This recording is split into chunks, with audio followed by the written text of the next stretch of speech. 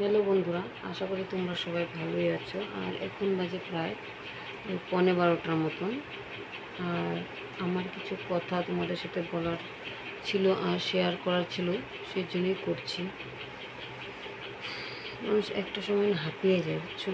একটা সময় মানুষ কষ্ট করতে করতে হাঁপিয়ে যায়। অনেক কষ্ট করছি জীবনে, অনেক কষ্ট করেছি। আর এই সংসারে এসে অনেক কিছু চেষ্টা করেছি সংসারটাকে টিকানোর জন্য, বাঁচানোর জন্য, কিন্তু চেষ্টাটা মনে হয় বিফলে গেল আমার।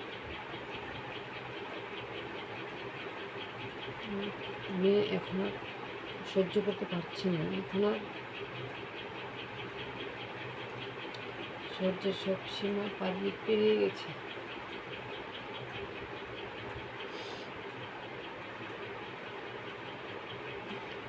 শরীরও নিচ্ছে না, মনও নিচ্ছে না। আজ আজ মানে 16টা বছর হয়ে গেছে আমি এত কষ্ট করেছি, এত চেষ্টা করছি সম্পূর্ণ সংসারটা গোছানোর জন্য। আজ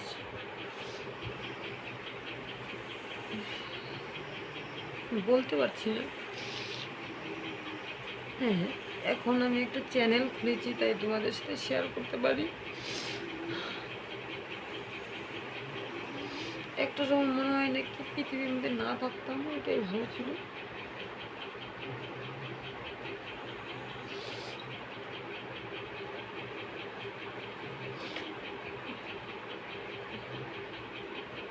আর ভালো লাগছে না, পারছি না মুখোশ পরে থাকতে। আমি আর পারছি না সবসময় তোমাদের সামনে আমি মুখোশ পরে থাকি।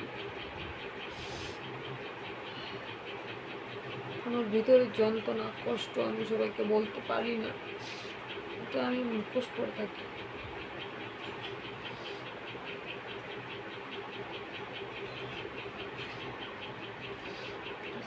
যার জন্য কষ্ট করেছি, এই সংসারটা রক্ষা করতে চেয়েছি, যাকে এত কষ্ট করে বাঁচিয়েছি, আর সেই আজকে আমার নিজের এত কষ্টের কোনো দামই দিচ্ছে না। এই বাড়ির লোকেরাও আমার কোনো দাম দেয় না, তবু আমি থাকি।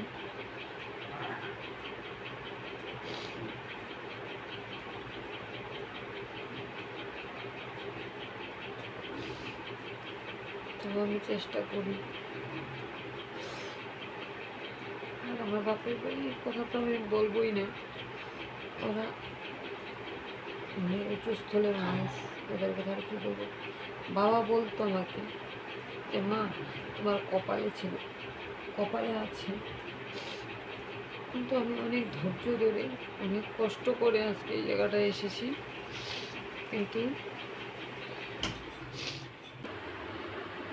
এই বাড়িতে আসার পরে অনেক টর্চার, অনেক অত্যাচার, আমি অনেক কিছু সহ্য করেছি, কিন্তু আমি চুপ করেছিলাম। আমি এখন পর্যন্ত ওদের বিরুদ্ধে আমি একটা কথাও বলিনি, কিন্তু আমার ধৈর্যের সীমা পেরিয়ে গেছে। এখন আমি আর পারছি না। এখন হয়তো আমাকে সুসাইড করতে হবে, নাহলে আমার মুখ খুলতে হবে, দুটোর থেকে একটা।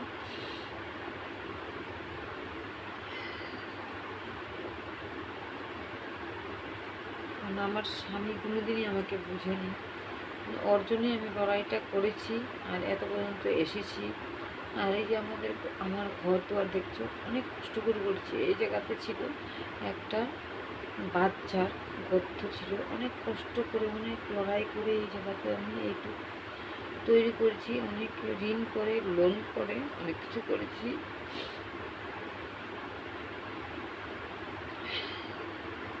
কিন্তু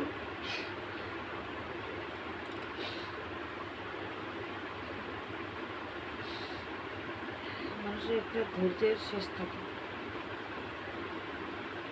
এখন আমার সন্তান আছে, মেয়ে আছে। আর ছেলেটা আমি তোমাদেরকে বলবিনি এতদিন, ছেলেটা আমার নিজের সন্তান না, কিন্তু আমার সন্তানের থেকেও বেশি। ওকে আমি বাঁচিয়ে রাখতে চাই, সুস্থ রাখতে চাই।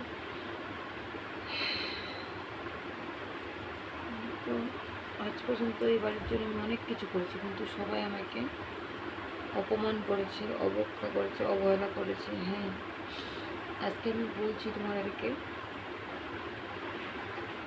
হ্যাঁ, আমি কুটিপুতির মেয়ে, কিন্তু ভিখারির বউ। দুইটাই দেখে ডিফারেন্স, অনেকটা ডিফারেন্স আছে। আমি কুটিপুতির মেয়ে হলেও কোনো লাভ নেই, কিন্তু আমার কর্মে যেটা আছে। হ্যাঁ, আমার বাবাও বলতো, আমি আগেও বলছি, আমার বাবাও বলতো যে মা তোর কর্মটাই কি সব কিছু। কিন্তু আমি যে এত বছর করে, এত কষ্ট করে, এত পর্যন্ত, এত বছর পর্যন্ত এত কিছু করেছি সবার জন্য, সবাই মুখ পুছে এখন না করে দিচ্ছে। আমি কিছুই করিনি, এই সংসারটাকে রক্ষা করেছি, স্বামীকে বাঁচানোর জন্য যতটুকু চেষ্টা করেছি।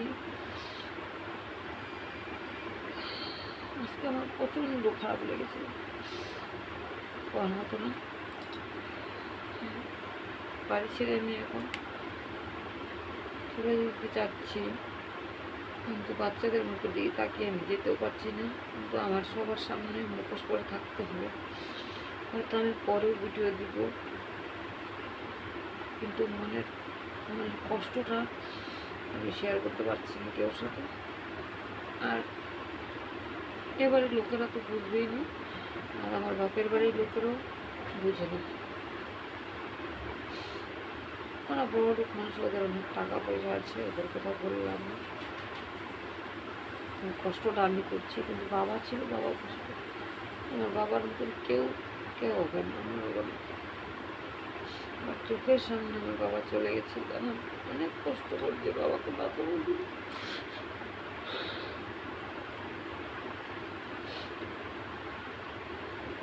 আমি এখন পর্যন্ত তোমাদেরকে বলিনি, এখন আর পারছি না।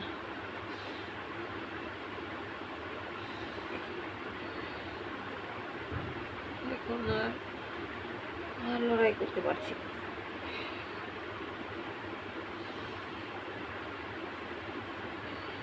অনেক কষ্ট করছি, পদে পদে অপমান। বাড়ির সবাই আমার অপমান করে, কোনো ব্যাপার না।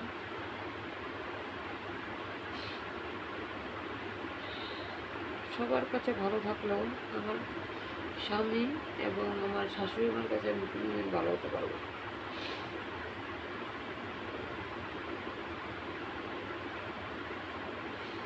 একটা সময় মনে হয় এই পৃথিবীতে না থাকাই ভালো, আমার মতন মানুষের বেঁচে থেকে কোনো লাভ নেই।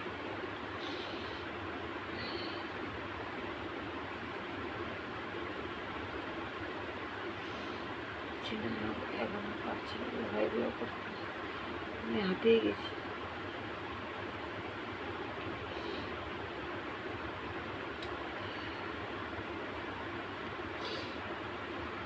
আমাকে কেউ বুঝেনি, কেউ না।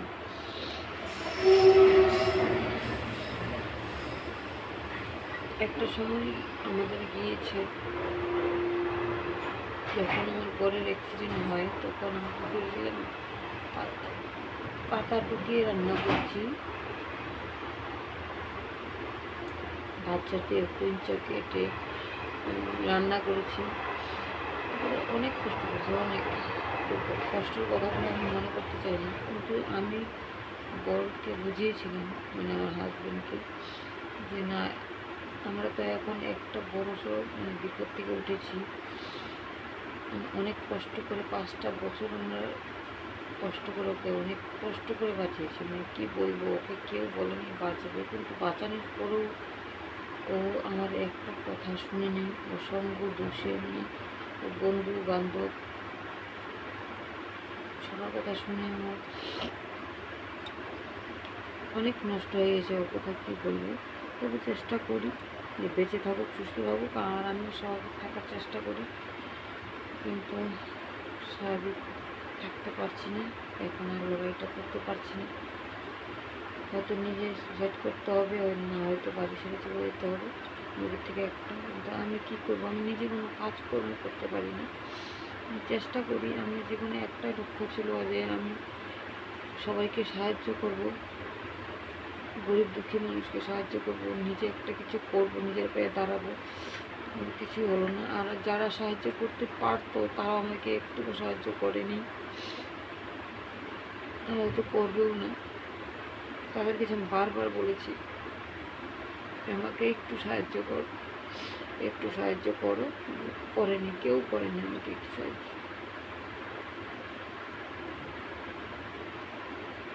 ঠিক আছে, না করো।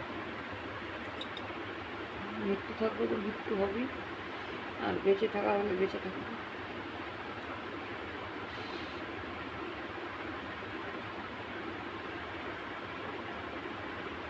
ঠিক আছে, রাখি। তোমাদের সাথে অনেক কথা বললাম।